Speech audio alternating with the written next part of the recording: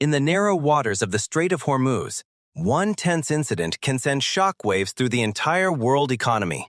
As tankers creep through this fragile choke point, U.S. commanders and global traders alike watch every move with a mix of fear and obsession.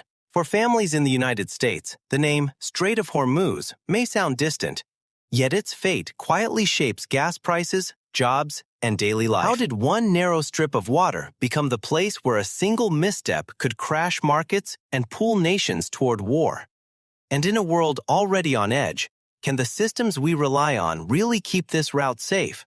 Or are we living on borrowed time? The Strait of Hormuz is a narrow passage between Iran and the Arabian Peninsula, a corridor through which a huge share of the world's oil must pass. For decades, this strait has been the lifeline of energy flows from the Gulf to the United States and its allies across the globe. U.S. warships, Iranian patrol boats, and commercial tankers often share the same cramped waters, turning routine transits into high-stakes maneuvers. Any threat here, real or perceived, can trigger panic on trading floors from New York to London in a matter of minutes. That's why this small region holds a level of influence over American wallets and security that feels both invisible and enormous. Iran's strategic position along the strait gives it powerful leverage, especially during times of diplomatic tension or sanctions. American carriers and destroyers patrol nearby, signaling that the U.S. is ready to protect shipping lanes and support its regional partners.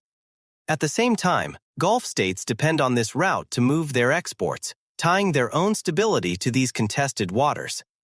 The result is a tight knot of military power, economic necessity, and political rivalry squeezed into a space that seems far too small. Every radar ping, every radio call, every unexpected maneuver here is watched like a potential spark in a room full of fuel. In past crises, ships have been attacked, seized, or sabotaged, each event echoing through global energy markets and U.S. news cycles. The timeline of tensions around the strait reads like a pattern: escalation, threats, incidents at sea, and hurried attempts at de-escalation. For U.S. analysts, these patterns are a constant warning that the next crisis might not be contained so easily.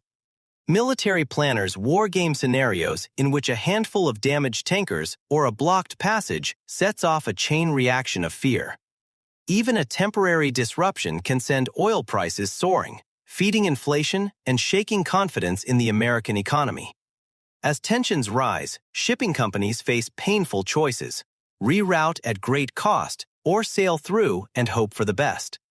Mariners passing through these waters know that a harmless approach by a small boat can feel terrifying when everyone is on edge. U.S. naval officers must decide in seconds how to respond to fast, ambiguous moves that could be either innocent or hostile. Iranian units, too, operate under pressure, balancing instinct, orders, and a long history of mistrust with the United States. One misread signal, one aggressive turn, one flare fired in panic could start a confrontation no one truly intended. Diplomats and legal experts lean heavily on international law, including freedom of navigation and rules for safe passage. They remind all sides that agreed shipping lanes and communication protocols are not just words, but lifelines against chaos. Yet laws on paper must compete with the emotions and fears of people standing on decks, cockpits, and command centers. Emergency hotlines and deconfliction channels exist, but they are only as effective as the willingness to use them in the heat of the moment. Across the United States, the impact of a Hormuz crisis would travel fast, far beyond the headlines and maps on TV. Drivers at gas stations would feel the shock first, watching prices jump and wondering why a distant waterway hits so close to home. Businesses dependent on shipping costs, from airlines to trucking companies, would struggle to adapt to sudden volatility. Financial markets could swing wildly, eroding retirement accounts and investments that Americans have built over years. Politicians in Washington would face enormous pressure to respond forcefully, even as they weigh the danger of escalation. Hearings, briefings, and late-night meetings would revolve around the same hard question: how to protect the route without igniting a larger war. For the U.S. military, every movement near the strait becomes a test of restraint under stress and precision under threat.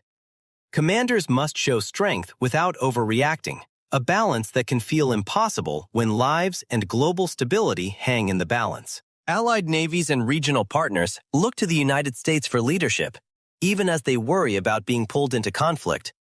Global institutions, from energy agencies to international courts, would scramble to calm markets and reinforce legal norms.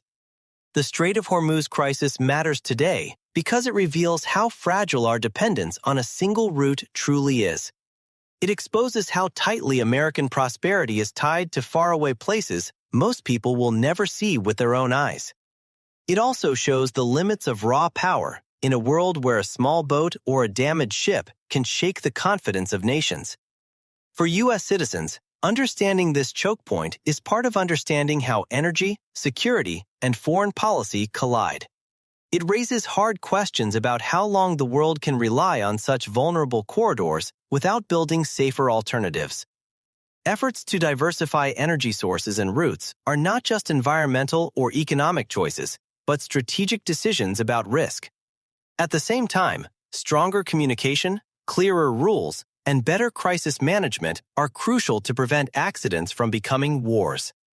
The Strait of Hormuz forces leaders to confront whether deterrence alone can guarantee safety in such a crowded, tense space.